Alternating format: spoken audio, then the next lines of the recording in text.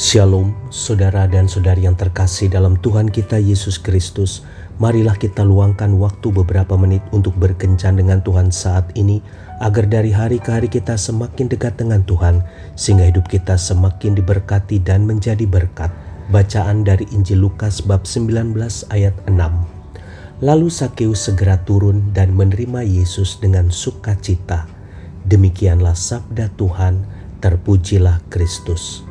Saudara dan saudari yang terkasih dalam Tuhan kita Yesus Kristus, menjadi buah bibir bisa menyenangkan dan juga bisa tidak menyenangkan. Akan menyenangkan bila apa yang dibicarakan adalah hal-hal yang baik, tetapi menjadi tidak menyenangkan bila yang dibicarakan adalah hal-hal yang tidak baik. Hal itu seperti yang dialami oleh Sakeus. Pada mulanya Sakeus adalah sosok yang tidak menyenangkan. Kemana saja ia melangkah, pastilah sorot mata sinis dan benci selalu mengikutinya.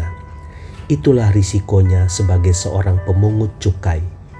Cap orang berdosa sudah begitu melekat pada diri Sakeus, sehingga orang-orang pun heran melihat Yesus yang suci mau menginap di rumahnya. Tetapi setelah Sakeus bertobat, ia menjadi buah bibir malaikat-malaikat di sorga karena pertobatannya. Saudara dan saudari yang terkasih dalam Tuhan kita Yesus Kristus, apakah kita telah menjadi buah bibir karena hal-hal yang tidak baik yang telah kita lakukan?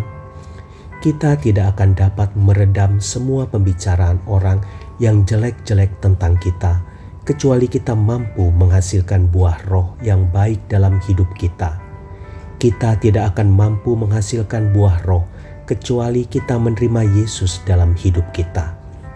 Saudara dan saudari yang terkasih dalam Tuhan kita Yesus Kristus, mari kita belajar seperti Sakeus yang menerima Yesus masuk di dalam hatinya sehingga ia menjadi buah bibir yang baik.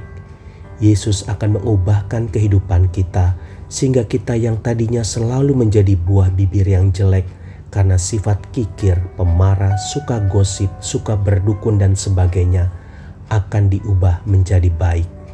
Perubahan hidup kita adalah Injil terbuka yang siap dibaca semua orang. Tuhan Yesus memberkati. Marilah kita berdoa dalam nama Bapa dan Putra dan Roh Kudus. Amin. Tuhan Yesus, masuklah dalam hidupku. Aku mau menerima Engkau sebagai Tuhan dan Juru Selamat dalam hidupku. Ubahlah setiap pikiran, perkataan, dan perbuatanku, sehingga apa yang kupikirkan, kukatakan, dan kuperbuat sesuai dengan kehendak-Mu. Aku mau berubah Yesus, dan mau menjadi berkat bagi banyak orang, agar melalui kehadiranku, banyak orang semakin merasakan cinta-Mu. Amin. Dalam nama Bapa dan Putra dan Roh Kudus. Amin.